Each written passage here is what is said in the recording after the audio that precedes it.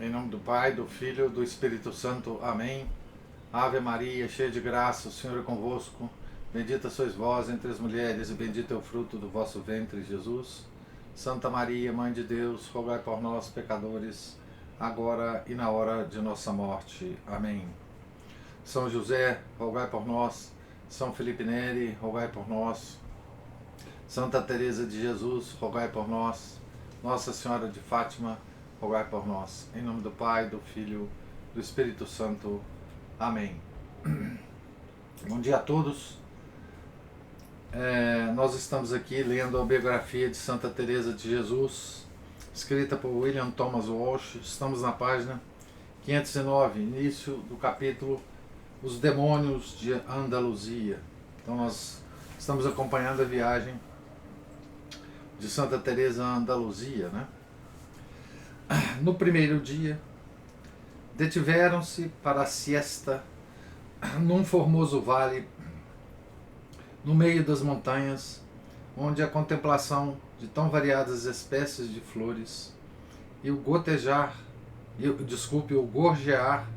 das aves de tal modo inundavam a madre do sentido da grandeza de Deus, que as irmãs tiveram dificuldade em levá-la daquele lugar. Ao atravessar o Guadalquivir de barco, estiveram quase a submergir na corrente impetuosa do rio e, segundo o padre Julián, por pouco que perdiam toda a mobília, que consistia numa imagem, água benta e alguns livros. O convento de Béas era bastante pobre para não lhes poder dispensar coisas de maior valia, mas elas tinham se consolado pensando na descrição cor-de-rosa de Frei Mariano, que Frei Mariano lhes fizera das riquezas e maravilhas que as aguardavam em Sevilha, e no formigueiro de pessoas influentes que se apressariam a dar-lhes as boas-vindas e a prestar-lhes auxílio. No barco, como passatempo, entoaram as completas, e a madre reconfortou a caravana, compondo alguns versos, provavelmente aqueles que têm por estribilho: Vuestra soy, para vos nasci, que mandais a ser de mim? E algumas estrofes vigorosas que o padre Julián cantou com elas com a maior boa vontade. Dade-me muerte, dade-me vida, dade salud ou enfermidade, honra a desonra me dá, dade-me guerra ou paz crescida, fraqueza ou força cumprida, que a todo digo de si, que quereis fazer de mim? No dia seguinte, a madre foi acometida de febre violenta, e tão rapidamente se lhe quebrantou o ânimo, que as companheiras assustadas decidiram tirá-la daquele sol abrasador e fazê-la descansar debaixo do primeiro telhado que encontrasse. Mas que pouca sorte! Era uma pequena construção junto de uma estalagem cheia de gente, onde os hóspedes dançavam, cantavam e gritavam. E quando o padre Julián para lá se dirigiu, acompanhado por Frei Gregório Nazianzeno, a fim de obterem um pouco de água, foram insultados e escarnecidos, segundo ele próprio refere, pelos homens mais perversos que vi na vida. Quando o amável sacerdote os censurou brandamente, mais e mais eles se exasperavam, e Deus sabe o que teria acontecido se, voltando-se uns contra os outros, não tivessem empunhado as espadas e saído para a rua dispostos a lutar uns contra os outros. Mais de 40 espadas se desembainharam e chegaram mesmo a soar tiros de arcabuz, enquanto alguns dos desordeiros metiam a cabeça através das cortinas dos carros e dirigiam às monjas palavras obscenas e comentários blasfemos. O padre Julián teve de pagar 2 maravedes por um jarro de água, aliás tão pequeno que foram necessários vários para mitigar a sede das irmãs. Teria ficado mais barato, pensou, comprar-lhes vinho. A madre, entretanto, fora levado para o alpendre e repousava num leito desconfortável. Nesta espelunca, cujos primitivos habitantes deveriam ter sido cevados, no dizer da madre Maria de São José, o ar parecia o de uma fornalha e o teto era tão baixo que mal se podia conservar de pé. Mal se podia conservar de pé. Não havia janelas. Aranhas e insetos pululavam no interior escuro e sufocante, e o calor de um sol implacável penetrava através de uma infinidade de buracos. Logo que o padre Julián e o seu companheiro chegaram com um jarro de água, as irmãs derramaram-no sobre o rosto da madre, sem grandes resultados. O fresco da noite reanimou-a e a febre diminuiu. Como no dia seguinte era a festa de Pentecostes, e todas estavam ansiosas por chegar a Córdoba, a tempo de ouvir missa, levantaram-se ainda de noite e recomeçaram a jornada. Amanhecia quando chegaram à velha cidade dos califas, pela estrada Madrid-Sevilha, e entraram pela porta de Ronda-Paio, junto do convento dos mártires, na margem direita do Guadalquivir. Os desconjuntados carros rodaram com fragor através das ruas que já não existem hoje ou têm outros nomes em direção à Puerta del Puente. Tendo perguntado onde poderiam ouvir missa, indicaram-lhes uma igreja do outro lado da ponte. Preparavam-se para atravessar quando as detiveram, informando-as de que ninguém poderia fazê-lo sem uma autorização do governador. Mais 2 horas decorreram até que as autoridades de Córdoba se levantassem e concedessem finalmente a licença.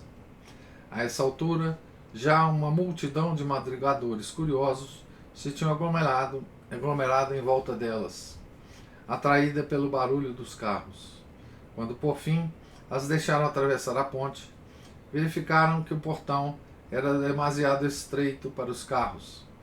O habilidoso padre Julián procurou uma serra e cortou os lados das carroças de modo que a poderem passar. Chegados à igreja, encontraram-na repleta de gente, pois era a festa do Espírito Santo. Abre aspas, quando tal vi, escreve Madre Teresa, fiquei muito triste e, na minha maneira de pensar, melhor seria continuar o caminho sem ouvir missa do que entrar em semelhante algazarra. O padre Julián não pensava do mesmo modo e, como era um teólogo, não tivemos outro remédio senão concordar com ele. Fecha aspas. Ao verem as 7 mulheres revestidas de mantos brancos de couro, o rosto encoberto por véus negros e os pés descalços, toda aquela vasta assembleia pareceu desorientada. Abre aspas, como se, continuou a madre, uma manada de touros tivesse entrado pelo meio deles. Fecha aspas. As irmãs, evidentemente, estavam assustadas e a madre, tão estupefata, ficou que lhe passou a febre. Nesta altura, aproximou-se delas um amável cavalheiro que as conduziu a uma das igrejas onde o padre Julián celebrou a sua missa e lhes deu a comunhão. Abre aspas, pois digo-vos, minhas filhas, que embora esse passo vos pareça insignificante, foi para mim uma das mais dolorosas experiências de toda a minha vida. Fecha aspas, escreve Teresa. Quando por fim saíram para longe da igreja e da multidão, era quase meio-dia e encontraram uma boa sombra debaixo de uma ponte, onde passaram a siesta depois de terem afugentado alguns porcos que ali repousavam. À tarde, puseram-se a caminho de Sevilha. Viajavam de preferência durante a noite, pois o calor do dia era tão intenso que a madre, para animar as irmãs a suportá-lo, pedia-lhes que o considerassem como seu purgatório. Abre aspas, tudo isso e muitas outras provações que sofremos, nós suportávamos com a maior alegria, fecha aspas, escreve o padre Julian, abre aspas, porque a Santa Madre mantinha conosco uma boa e bem graciosa conversação, dando-nos coragem a todos. Ora dizia coisas de grande profundidade, ora falava para nos entreter, ou ainda por vezes compunha estrofes, e muito boas, pois sabia bem como dizê-las, embora nunca fizesse uso da sua habilidade, exceto quando se lhe deparava matéria para elas durante as viagens. Assim, se bem que rezasse muito, a oração não a impedia de manter uma santa conversação, amigável e de grande benefício para nossos corpos e almas. 2 dias mais tarde, o nono, depois de terem saído de Béas, chegavam à vista de Sevilha e contemplavam a torre da Giralda brilhando ao sol como marco luminoso à entrada do paraíso. Era uma quinta-feira, 26 de maio de 1575. Apenas chegaram a um crivo gigantesco através do qual todo o ouro do México e do Peru passava para as mãos de banqueiros internacionais e usurários de todos os cantos da Europa, deixando os generosos espanhóis tão pobres. Ou mais ainda que antes, uma das primeiras coisas que fizeram foi procurar Frei Mariano de São Bento, na esperança de que ele as pudesse escoltar até a casa que tão suntuosamente havia alugado e mobiliado. Até a casa, né?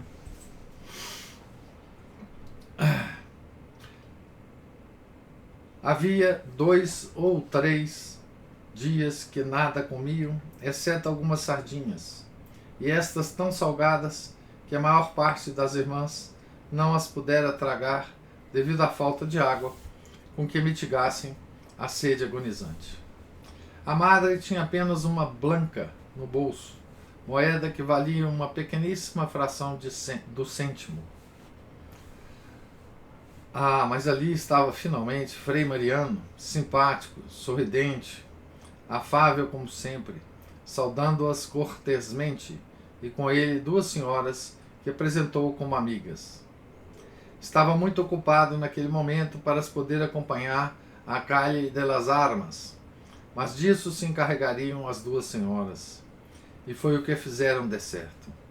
Contudo, logo que chegaram, desapareceram e ninguém as viu mais.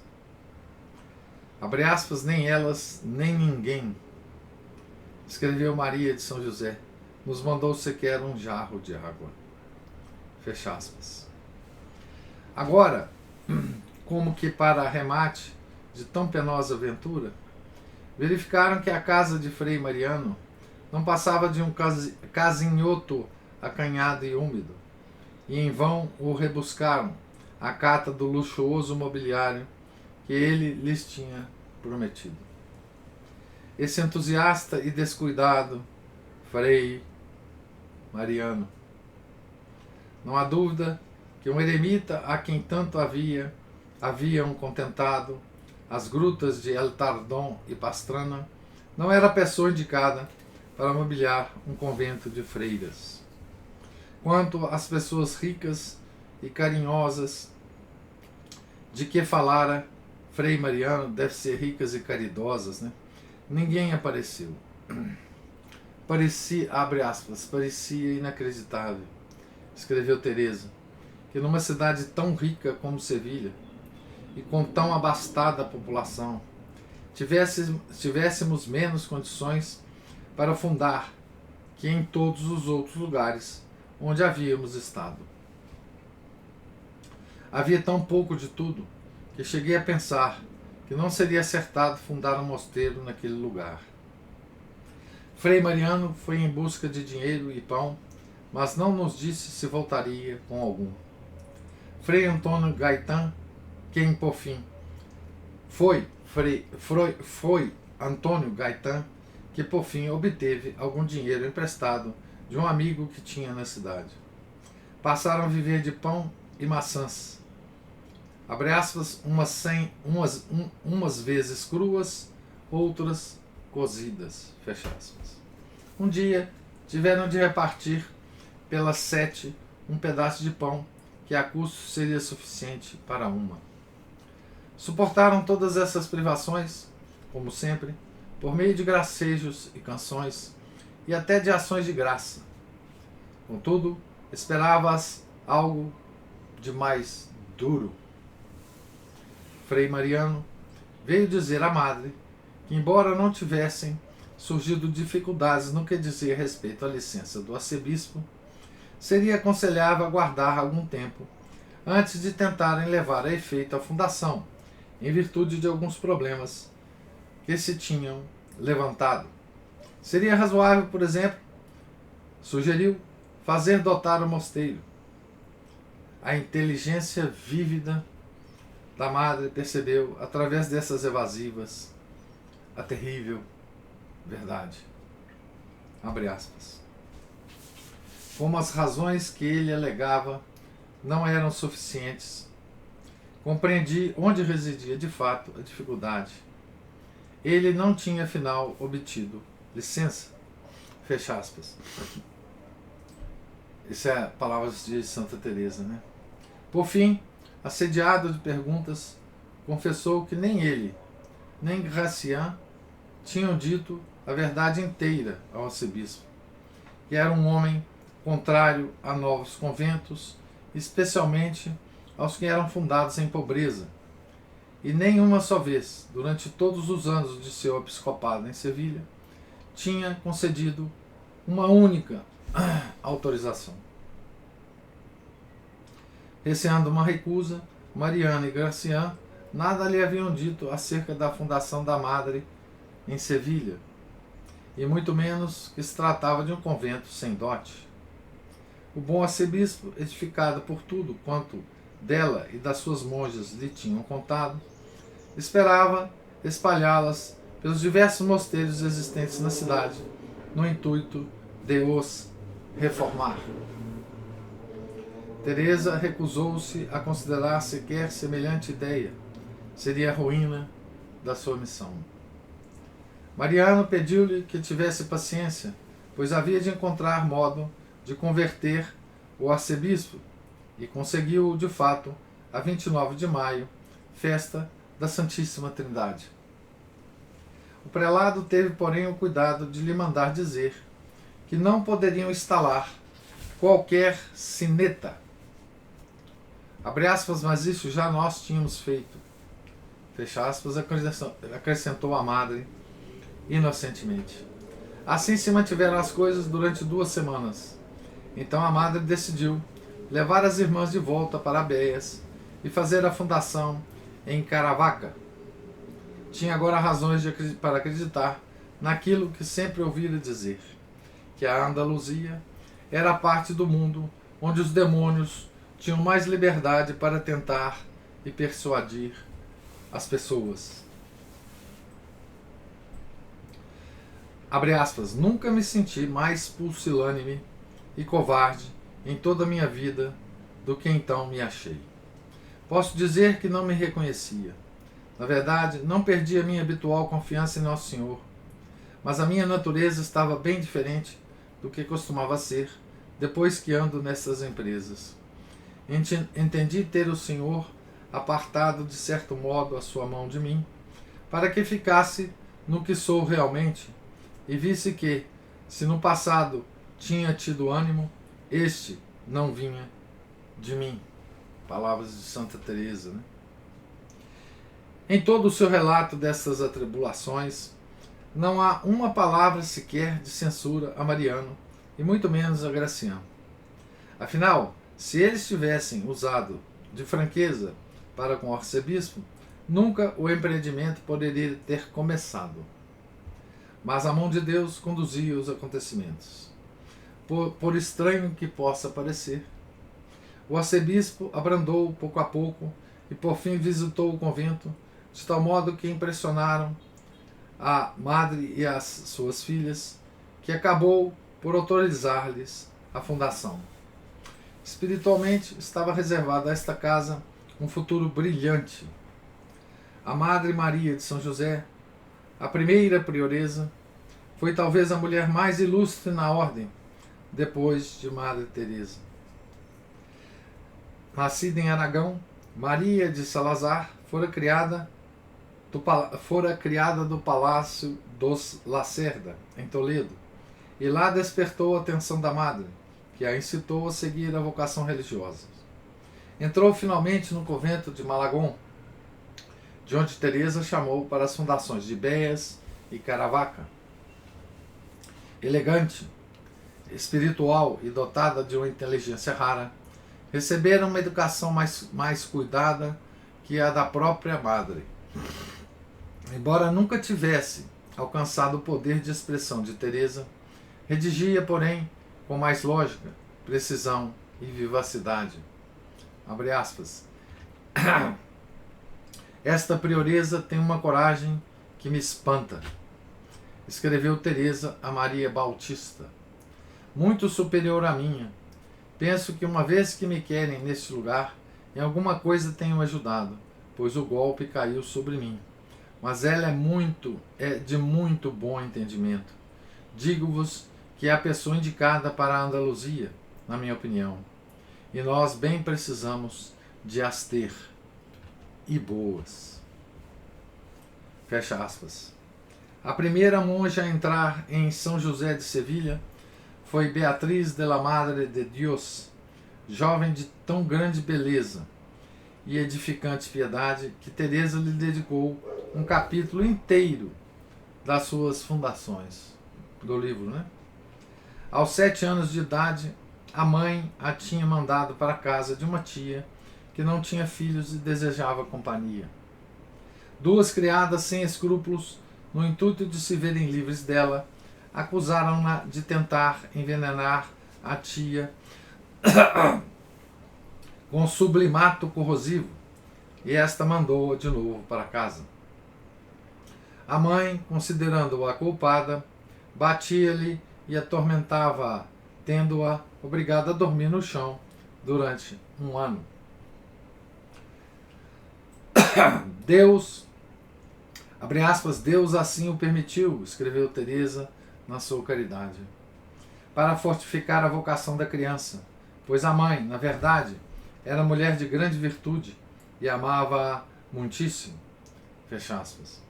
Aos 12 anos, lendo a vida de Santa Inês, Beatriz concebeu o desejo de se fazer carmelita e fez voto de nunca se casar. Anos depois, aos 27, ouviu um sermão do padre Gracian numa das igrejas de Triana, e ao ver o hábito e os pés descalços do pregador, tanto se sentiu atraída que se confessou com ele e assim encontrou o caminho para o mosteiro das Carmelitas Descalças de Sevilha. Sua mãe, Joana, mulher muito virtuosa, fez-se irmã leiga. 2 outras noviças foram recebidas nas primeiras 6 semanas a seguir a fundação. Abre aspas, pouco tempo depois, escreveu a Madre Maria de São José. Recebemos uma grande beata, já canonizada pelo povo de toda a cidade, a instâncias de muitas pessoas influentes e piedosas. A pobrezinha, contudo, era ainda mais santa na sua própria opinião do que na do povo. Muito interessante. A pobrezinha era ainda mais santa na sua própria opinião do que na do povo.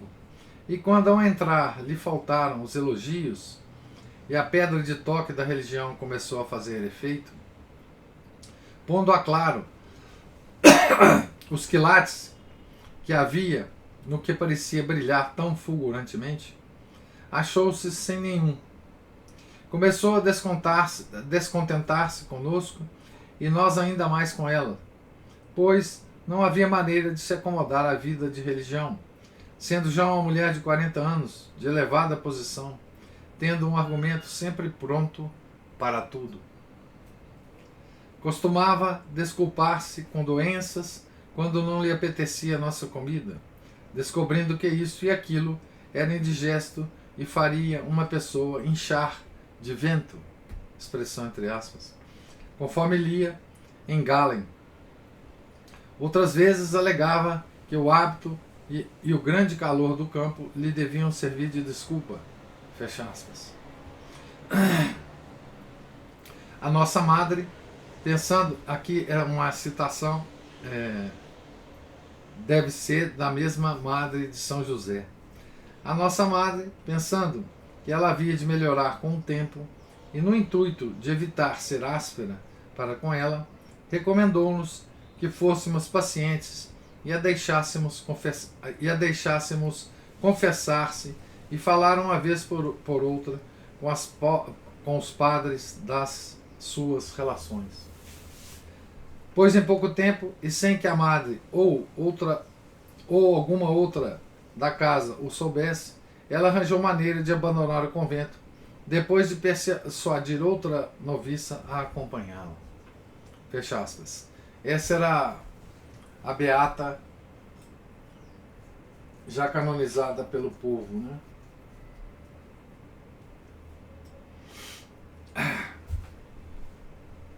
Quando mais tarde, alguns dos parentes a criticavam pela sua conduta e mostravam considerá-la menos virtuosa do que antes parecia, essa beata tentava salvar a sua vaidade ofendida, pintando-lhes um quadro sombrio das condições de vida no convento, e chegou ao ponto de se queixar ao Santo Ofício, com os resultados que oportunamente veremos.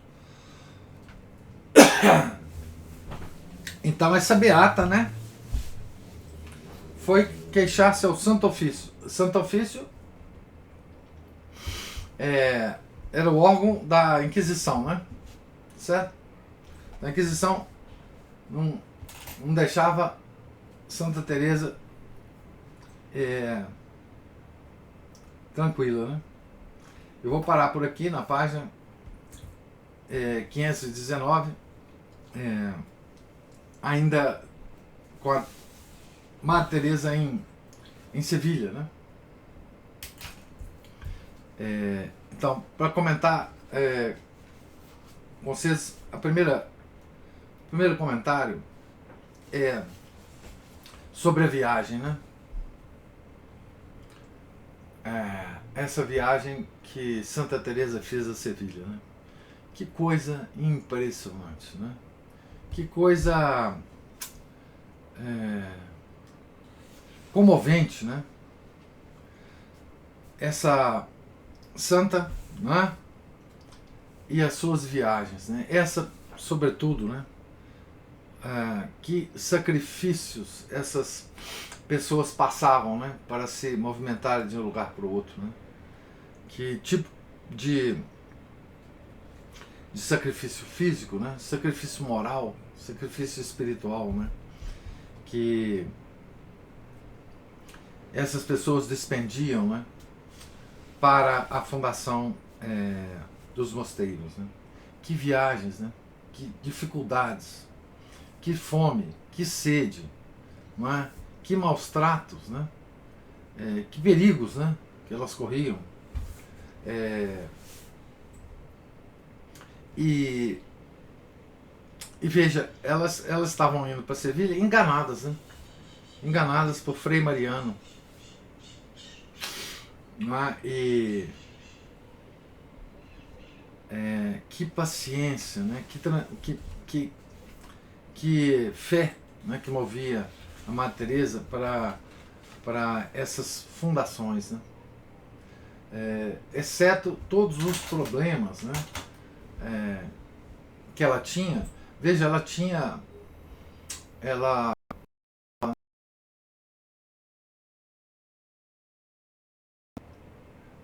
deu uma travada aqui, mas ela cuidava, né? Vocês imaginam, dos várias fundações que ela já tinha feito, né? E além disso, as viagens, as doenças, as mazelas, as fraquezas da própria Santa Teresa, né? Que força, né? Que força que Nosso Senhor infundia nessa senhora, né? Já acima dos 50 anos agora e cheia de doenças, né? E isso é uma coisa impressionante, né? Da gente ver, né?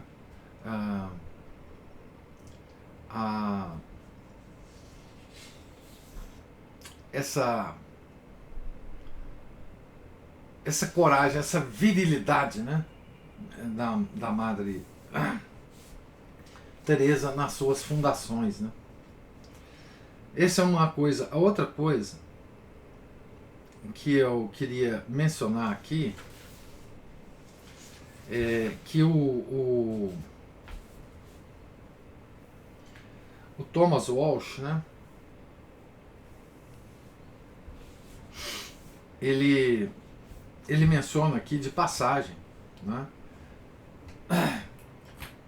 Ele é um autor que se interessou muito por essa época da história da Espanha. Já falei isso aqui para vocês, né? Ele tem um livro sobre Filipe II, tem um livro sobre a Inquisição Espanhola, tem esse livro sobre Santa Teresa, enfim. E tem mais um outro livro de alguém dessa época também, que eu não me lembro agora qual. Não é?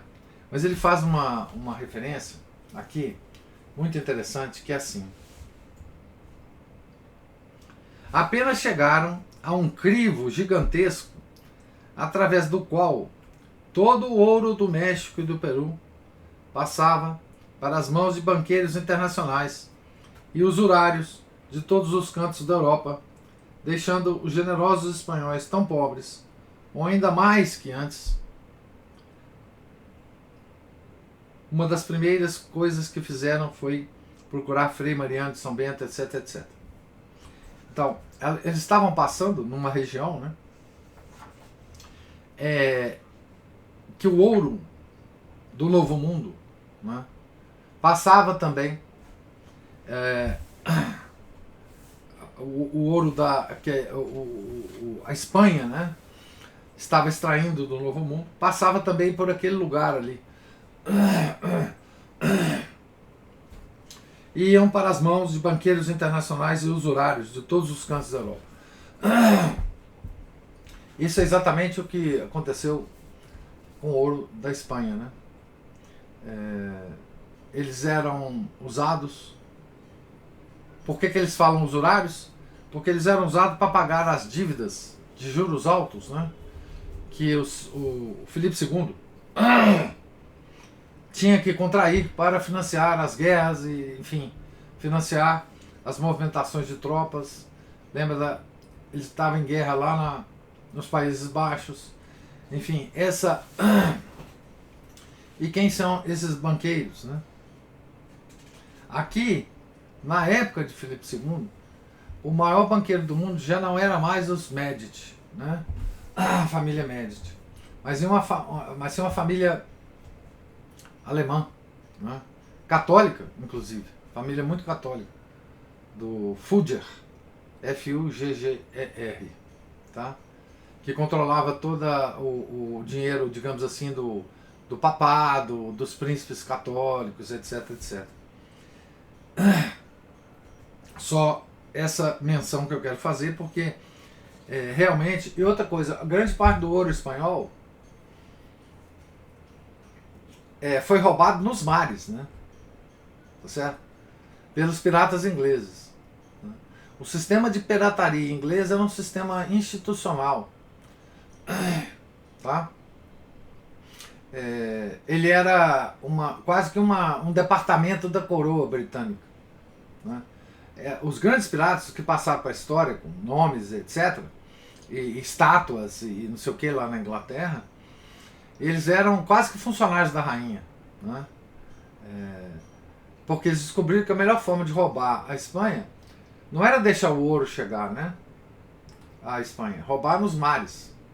E é assim que a Inglaterra construiu toda a sua, a sua riqueza, roubando da igreja com Henrique VIII e depois roubando da Espanha o ouro que vinha das Américas, tá certo? Então é só esse é o parênteses aqui porque acabou o William Thomas Walsh fazendo me dando essa deixa aqui, eu queria fazer esse comentário. Mas agora eu quero ouvir vocês, os comentários. Opa, tem um comentário aqui. Já chegou aqui escrito. É do Márcio. Com tantos inimigos internos e falsos beatos, a igreja não precisa de inimigos externos, é verdade. Como escreveu C.S. Lewis, o diabo não precisa tentar aqueles que já têm mais disposições internas, semelhanças individuais às coletivas. Mudando de assunto, ele está lembrando da obra do C.S. Lewis lá do Diabinho Aprendiz, né? Mudando de assunto, os usurários de toda a Europa se enriqueceram com as riquezas da América. A caristia subiu muito na Europa a partir do mercantilismo e do metalismo, ouro e prata, além da decadência moral que isso trouxe. O binômio guerra-usura foi a regra de então até hoje. Ô Márcio, você está certíssimo. Eu só acrescentaria uma coisa. Toda a bruxaria da Renascença, toda a bruxaria, a alquimia da Renascença, foi financiada pelos grandes banqueiros.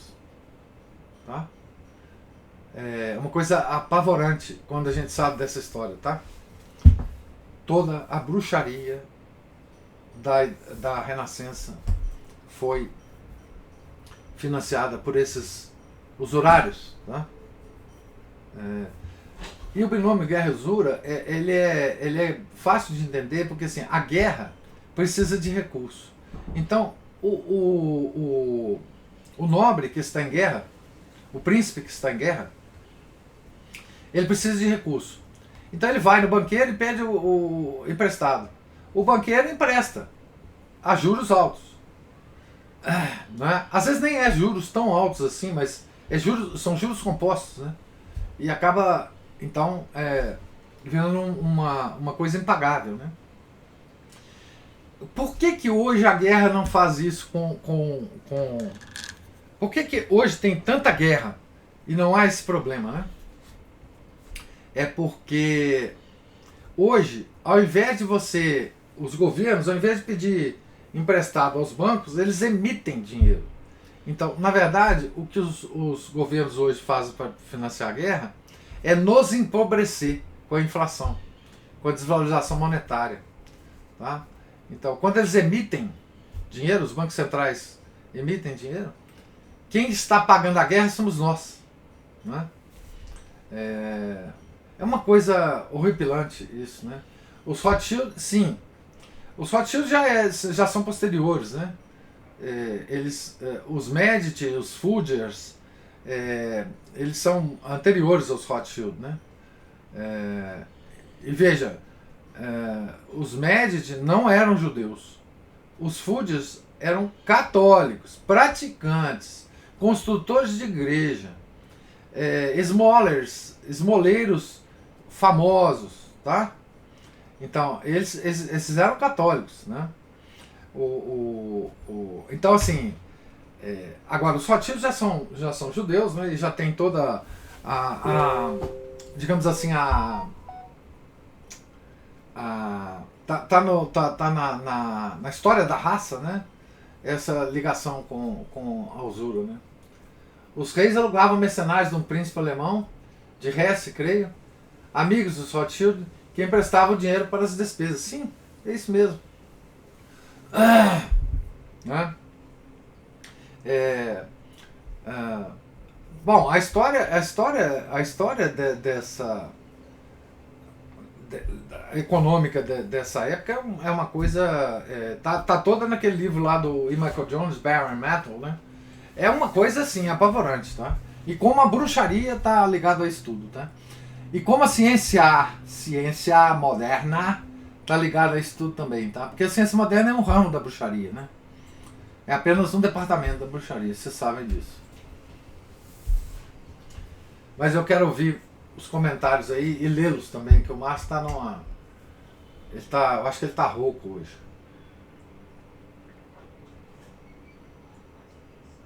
Ei, professor, tô rouco não. Rapaz, o Marcelo Dedinho tá trabalhando demais aí, ué.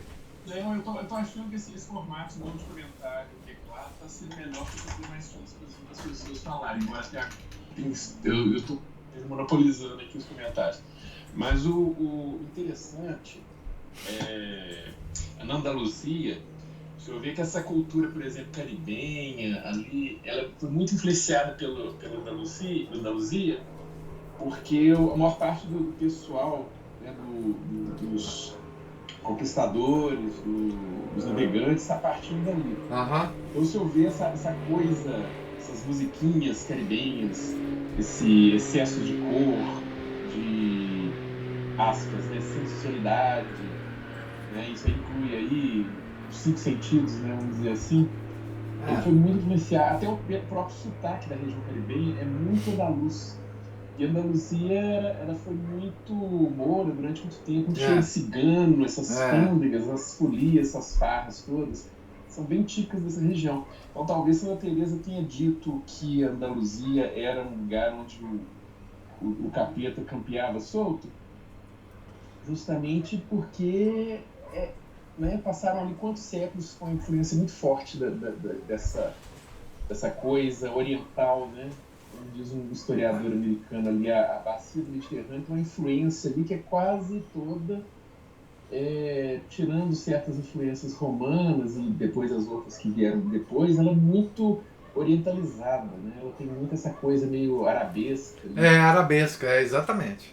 É. E possivelmente ela ter dito isso porque mesmo a região de onde ela veio já é mais ao norte, ele já era território cristão já há mais tempo, então a cultura está mais arraigada. Uma coisa que a gente vê na história também é que o paganismo ele não desaparece de uma hora para outra, assim como as heresias também demoram um pouquinho, né, para o fogo apagar, sempre fica uma brasinha ali, e sempre tem um restinho, né, aquele riozinho que o senhor fala, some na terra, aparece lá na frente. É. E na Andaluzia não foi diferente, como aqui no Brasil também, a gente vai nesses lugares aí, ainda tem as suas bruxarias, tem suas esquisitices aí, né, da mesma forma. Então é interessante ver também nesse contexto assim, o porquê disso tudo, né? Então a gente vê que o flamenco, aquelas, né, a gritaria, aquela musicada, aquela, né, barulhada toda, é dessa região. Não é uma coisa espanhola de norte a sul. Né? O norte da Espanha A Espanha uma é um cultura. mundo, né, o Márcio? São Uma regiões impressionantemente distintas, né? são distintas. Tem regiões montanhosas, regiões planas, regiões de floresta, regiões que são desérticas, áridas mesmo, onde filmaram muitos faroestes daqueles antigos, tipo faroeste espaguete, né, que o pessoal fala, italianos, produções franco-espanholas, assim, de espaguete, que aliás são os que eu mais gosto. São ótimos. Né, muito bem dirigidos, muito bem feitos, os atores muito bons também. E Tem o também tem essa país, parte. tem os país basco também, né? Tem Sim, outro ponto também, são vários idiomas que as pessoas chamam, por exemplo, o espanhol, a língua espanhola é a língua que se chamava antigamente castelhano. É. Né? Você ainda tem resquícios de leonês, que ele tem um certo parentesco com o português. Tem um galego que é parecidíssimo com o português. Parece mais. Vários sobrenomes galegos são também sobrenomes portugueses. E não sei se eu tenho a oportunidade de ouvir galego conversando em galego. Não, nunca tive. A primeira impressão que dá assim, esse é o portunhol. E aqueles que têm o sotaque castelhano, aí a gente nota um portunhol, mas eu já conversei com galegos que não tinham esse sotaque. Eles falam com português parecidíssimo com o nosso, inclusive. Uhum. Não tem aquele chiado, aquela chiadeira, então aquela coisa espanhola que é. Tem outras línguas, né? Tem aragonês, tem basco, que não tem nada a ver com nenhuma língua latina. Tem não. Catalão, que é aquela coisa meio francesa, meio espanhola. É muita coisa. Muito. Dialetos, né? E é um país pequeno, né? E tem tanta. Minas Gerais. E tem tanta diversidade cultural, é uma coisa impressionante. Tem gente loura, gente morena, com cara de cigano, tem de tudo. Mas era só isso, professor. Obrigado, desculpa a demora. Que isso. Não. Então, mais alguém se habilita aí para fazer comentários?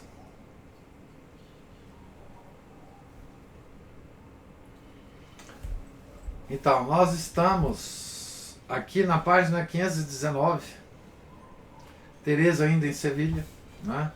E amanhã, se Deus quiser, a gente continua a leitura.